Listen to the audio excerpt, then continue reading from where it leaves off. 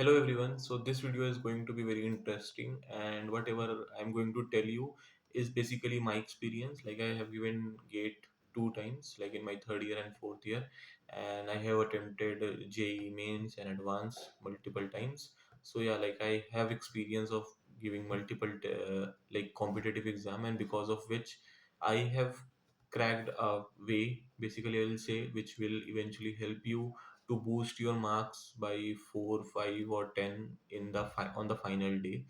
So basically, like I am going to share you the my like my particular schedule which I have followed like before my gate exam. So this is the schedule which I have followed for almost 2 months before my exam. So my gate exam was in February, and I started following this schedule from, I'll say, from 10th of December or something around that. So what happened that as going as like right now there are 3 months left for exam. Like in few weeks, like in two weeks or 3 weeks, you will be getting in which shift your exam is going to be. Okay, so like for me, it was in the morning shift. So like in morning shift, if your exam is in morning shift or afternoon shift, you have to adjust your routine in a way so that your body works at 100% in that particular slot. Okay, so for me it was the morning shift.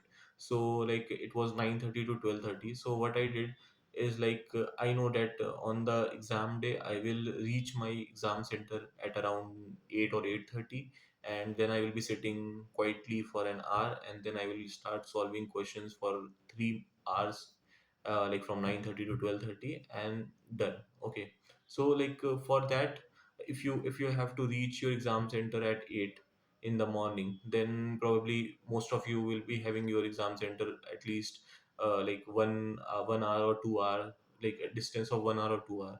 Okay, so accordingly you have to wake up at 6 or 5:30 on your exam day. Okay, so what happens that like for example, if you think many times what we think is basically, which I used to do before, like in my previous exams, what I did is like if my exam starts at 9, okay, if I wake up at 8 and I will be ready to sit at 9, that works. But that's not how it happens. Okay, so on the exam day, like every day you wake up at 7:38, and on the exam day if you wake up at I'll say at 5 or 6 in the morning, then your brain is not going to work as it usually do. Okay, so that's a problem which I think people mostly face on the exam day, and because of which they are not able to give their 100%. So like first thing, what I did is like I shifted my schedule accordingly. So for example, as I get to know that my exam is going to be at 9:30, and I have to reach exam center by 8 or 8:30, and the exam center is like around 1 hour of distance it is there. So I have to leave my hostel at that time. Like I was in college, so I was living in hostel. So I have to leave my hostel at 7. So accordingly, I have to wake up at 6 every day. Okay. So almost for 2 months, I used to wake up at 6. And for that, I used to sleep by 11:30 or 12 or 12:30, like in the night, during that particular phase. And it is going to be a very tough one for you people, because I have experienced it. Like you must be in your fourth year of college or third year of college, you people must be living in hostels with your friends and all. So you will be facing like sort of a FOMO, like going to sleep at 11:30, 12. People usually in hostels start enjoying after 12. So that is going to be, but yeah, you have to manage it for 2 3 months to enhance your preparation, to enhance your gate marks, gate rank, and probably a place in IITs or PSUs. Okay, so you have to do that. So like talking about me, so this is used to be my morning routine. Like I used to wake up at 6. From 6 to 7 or 7:30, I used to do the revision part. Like there are few subjects in every stream in which like you have to basically it is sort of a theoretical subject. You have to remember a lot of things in those subjects. So I have created a short notes by that time, and I used to just revise those short notes for 2 3 subjects in the meantime, like in 1.5 hours or 2 hours, whatever I get in the morning. And then I used to have my breakfast, and after that, at by 8 8:15, 8:30, I used to sit on a table silently till 9:30. Okay, so in that time I used to look at my previous like test, whatever I have given, what are the mistakes I have done. If I have written some mistakes in my notebook or somewhere, I used to go through those mistakes just to see like what are the things I'm not doing correctly. Or you can just look for the formula sheet. Okay, what are the formulas you have to remember for the exam. So you can do those things in that time. That is what I used to do. At 9:30 I sit for my exam, and from 9:30 to 12:30 I used to give a test. At 12:30 the test is done. I just used to see my score and like what are the mistakes I have done. Like it's a very a high level, I'll say, analysis of my test. I just used to see my marks, what are the negative marks and which are the questions I did wrong, what are the mistakes. Like it just hardly take 15-20 minutes to go through it. And then I used to have my lunch. And after my lunch, I used to sit again with my test paper, like what are the questions which I have done wrong, what are the questions which I haven't attempted, what are the problems in those questions, like why I haven't attempted it. Basically, it might be because I forgot some of the formula, some of the concept. It might be because it's something new, like I haven't read it before. So I just go through those questions, search it on internet, whatever it is, and just go through it. If I've written something regarding that particular concept in my notes, I used to go through that. So I used to do it by 2 in the afternoon. I used to complete all those things. And at 2 I usually go to library. Like, yeah, from 2 to 5, 2 to 6 I used to sit in library.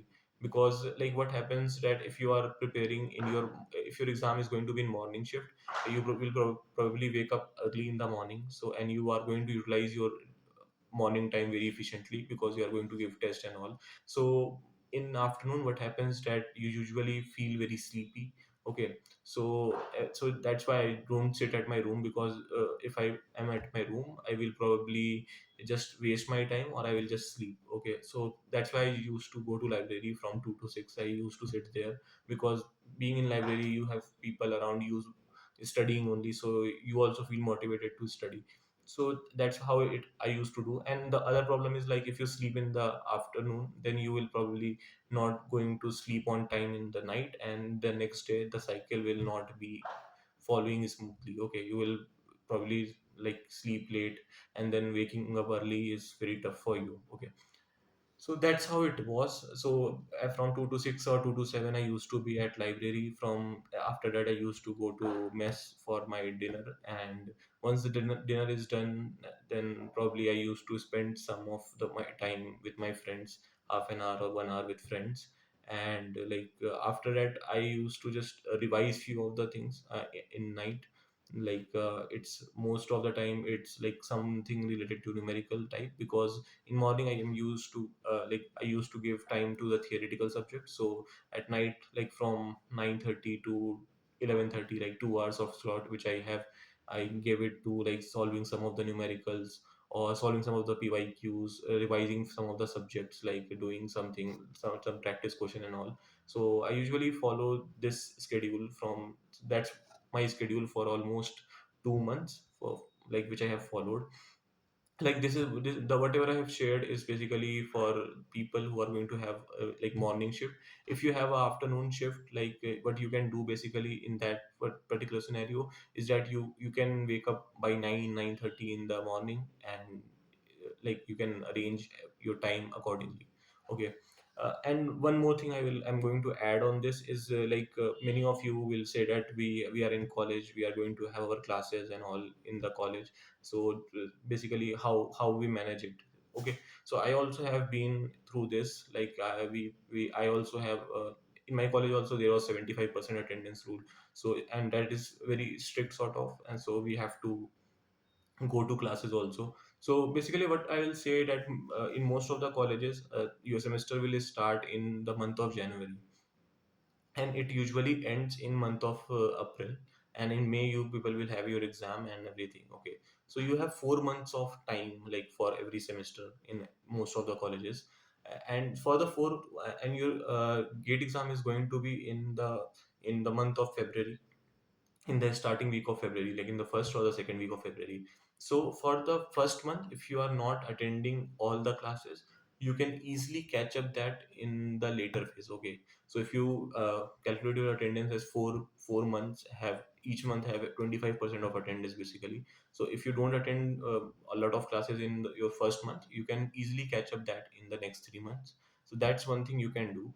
And the second thing is like how I used to do is like we used to have our classes at 8 in the morning. Like the classes starts from 8 in the morning. So what I do is like many a times I used to go and attend 8 to 9 class, and then I come back to my hostel room, and I used to sit at 9, and from 9 to 12 I used to attend the test, and at 12 I again go to college to attend class from 12 to 1.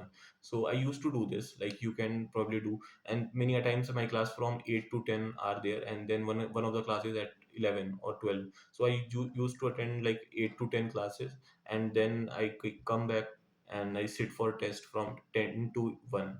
So I used to do this like half an hour here and there, and miss one or two classes every day, and basically that I covered it later on. There are days in which like on which I haven't attempted any test. So on those days I used to go and attend all the classes so that my on my attendance part I'm not short on that. So you have to manage basically everything going around in between. If you people in if any one of you are going to have your some of your test or something like that, you probably have to devote that particular like some of the your time of your that particular day to those tests and everything also. So it's not like if you're preparing for gate is everything and you don't have to, or if you're preparing for any competitive exam, that competitive exam is everything for you and you don't have time for any of the other thing. So it's not like that. You have to manage how you can do all those things. And one thing I will say at this moment, like try to secure your health. Okay, don't do any such stuff that can indulge you in like fever or something, or anything related to health. Like if even if you waste 2 3 days of your preparation because of any such problem, that will cost you later on. Okay, so try to maintain a healthy life and don't eat out. Okay, and just try to maintain basic hygiene, basic food, and try to do all those things so that you remain healthy and you can keep like your studies going very well.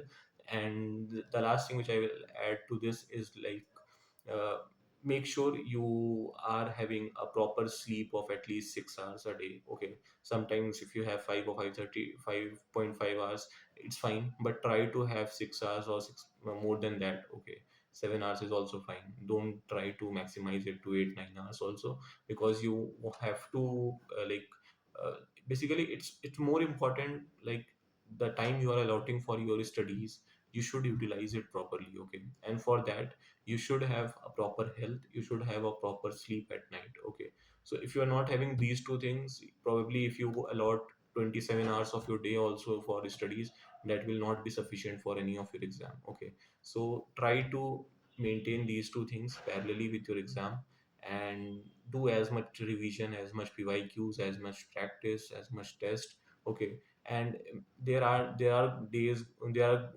I will say that if I have given 40 tests, there are days on which I performed very bad in those tests, and that demotivated me. Okay, so that will happen with you also.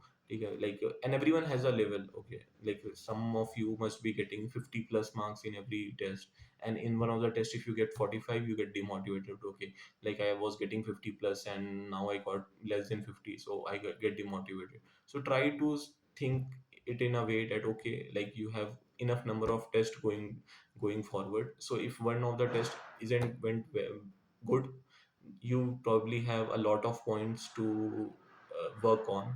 You probably have like many mistakes in that particular test to work on. So probably the next day you will be more prepared. So you can look it in this way, on a very positive note. Don't get demotivated with your marks, with your all these things, because these practice tests are like I will say are the biggest whatever you will what to say, like these are the biggest I'll say these are your best friends actually. Like all the mistakes you are doing right now are your best friend, which are going to help you in your final exam. Okay, on the final day of gate. So if you are doing any of your mistake right now, you can probably make a register and try to write down all the mistakes. Okay, like in that in a particular question, the temperature is given in degrees Celsius, and I didn't convert it into Kelvin. Because of that, I got my answer wrong. If you do this, if you write this on somewhere, probably the next time you will find any question and you see any term related to temperature, you will probably first thing which that will click to you is that, is this temperature in degrees Celsius or Kelvin, which unit I have to put in my formula. So these things actually help. So like every small thing you are going to do in this phase of like next 2 to 3 months, that will eventually decide where you are going to be after your GATE exam. So I hope this video would help you. And if you have any doubt, anything, you can ask me in the comment section, and I will try to reply. And you can tell like if what can be the topic of the next video, on what topics you want any video. Okay. Yeah. Thank you.